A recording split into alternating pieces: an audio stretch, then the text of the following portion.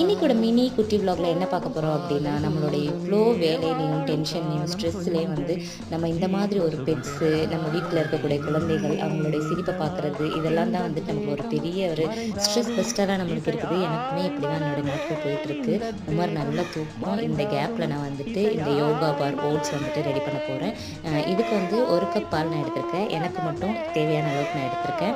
1 cup பாலுக்கு 3 table spoon போல் இந்த oats வந்து நான் சேர்த்துருக்கேன். இது வந்து நல்லா வெந்து கொதிச்சு வரும். ஸ்டவ் ஆஃப் பண்ணிவிட்டு உங்களுடைய ஸ்வீட்னஸ்க்கு ஏற்ற மாதிரி நீங்கள் நாட்டு சக்கரை சேர்த்துக்கலாம். நான் ஒரு 1.5 டேபிள் ஸ்பூன் போல் சேர்த்துருக்கேன். ரொம்ப ஸ்ட்ரெஸ்ஸாக ரொம்ப அழுத்தமாக இருக்கக்கூடிய சமயத்தில் வந்து உமரை தூக்கிட்டு பேக் சைட் போயிட்டேன். பேக் சைடில் கோழி, அதுக்கு சாப்பாடு போடுறது, இந்த மாதிரி டைம் ஸ்பெண்ட் பண்ணுவோம். உமர் வந்துட்டு செடிக்கெலாம் தண்ணி ஊற்றுவான். இந்த ஓட்ஸ் காய்ச்சி முடிக்கிறதுக்குள்ளேயே சார் வந்து முடிச்சாச்சு. அதுக்கப்புறம் ஒரு நாள் நைட்டே வந்து ஊற வச்சுருந்த கடலையை வந்துட்டு விசில் போட்டு விட்டுட்டேன்.